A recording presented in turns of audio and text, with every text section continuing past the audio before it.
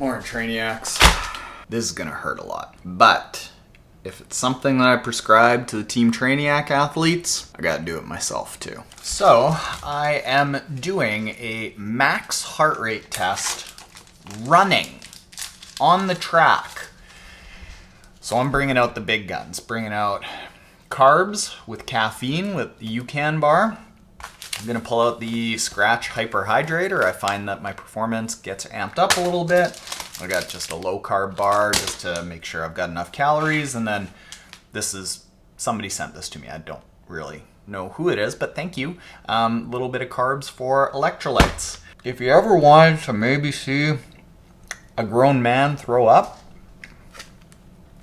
today might be the day.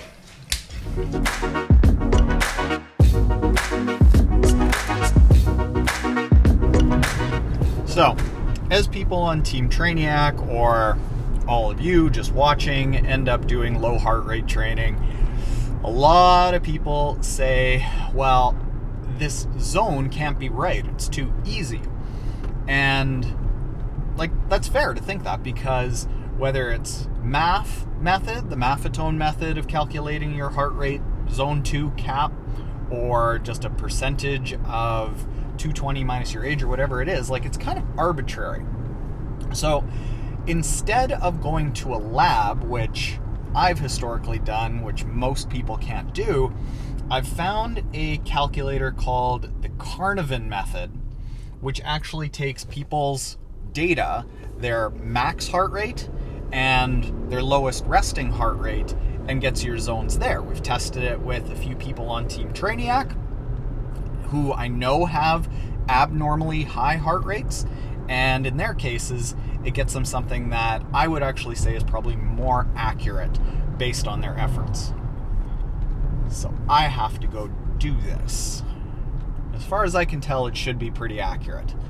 I'm gonna guess it's a little cold today, but I think I can probably get around 180. If it's low 180s, that's a really good effort, but it's a little cold. So heart rate might not climb quite so high.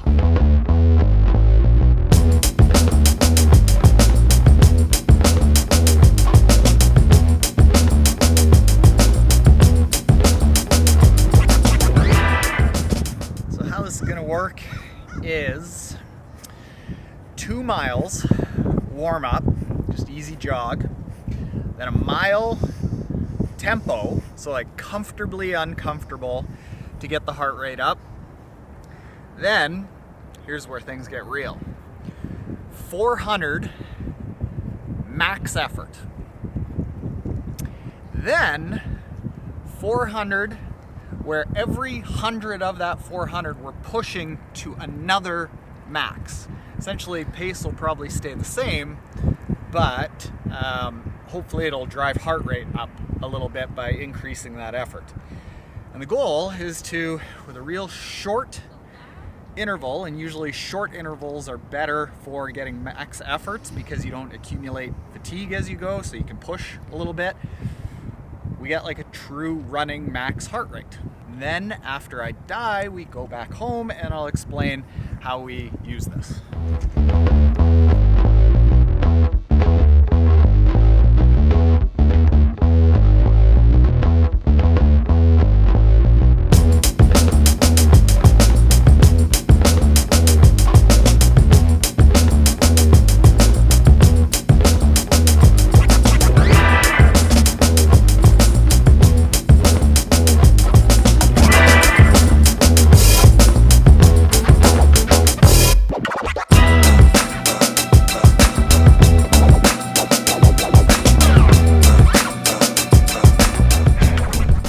I'm sorry to all the Team Trainiac athletes.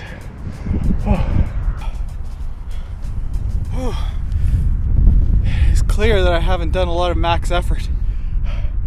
I think I got up around 180, and then that was enough. Just it was fading at the end. And let's go see what that results in. Oh, okay. That was appropriately awful. So,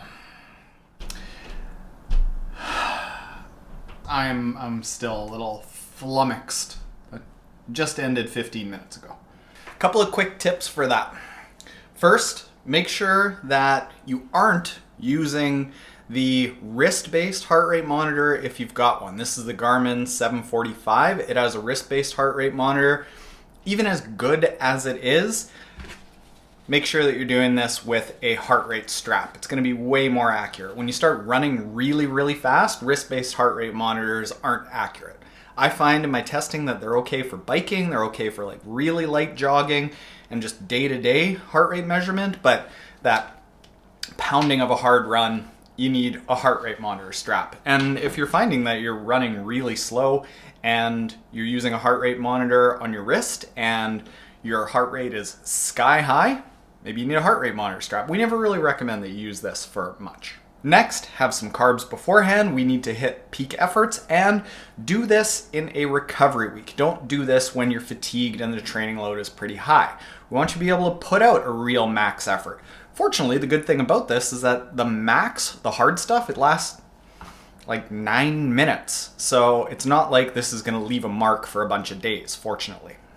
Okay, now that we've got that, I want you to go to Google and type in Karvonen Method Calculator.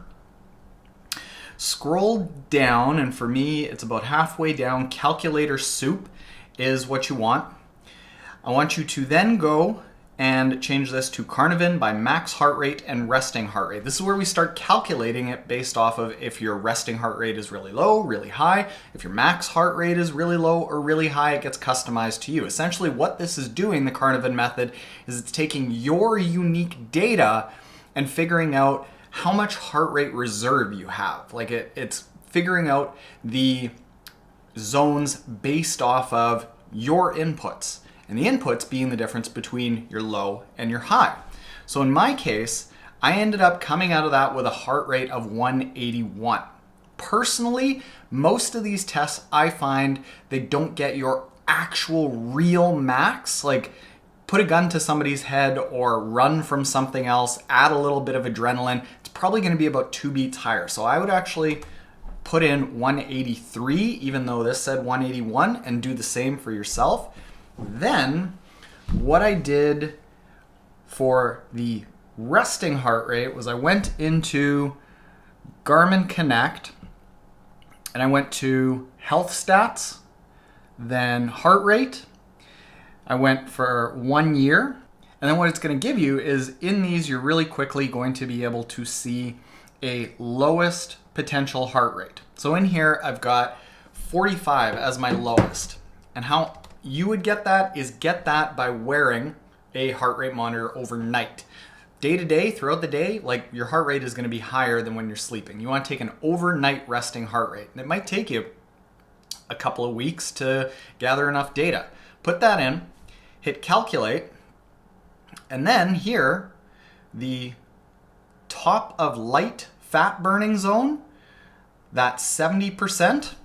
That's it, 142. That is basically exactly the number that I get when I'm in a lab. And when we start looking at people on Team Trainiac that have really high heart rates or have abnormal heart rates one way or another with their resting heart rate or their max heart rate, this gets them pretty close. Like for example, I think on Team Trainiac we've got somebody that, I'm making these numbers up a little bit, but kind of what I remember is his max heart rate is around 210, and I think his resting heart rate is around 51.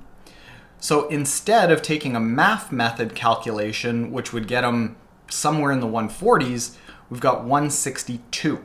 So it ends up being a lot more customized based on abnormalities. And I find there's probably about 5 to 10% people out there that an abnormality happens. So this gets you your unique zones. Now, if you're on Team Trainiac and wondering how you customize your zones, as of right now, November 4th, 2020, you can't. At the moment, for all the techies out there, we are currently re-architecting the entire site. The techies say that by doing this, we'll be able to develop features way more quickly.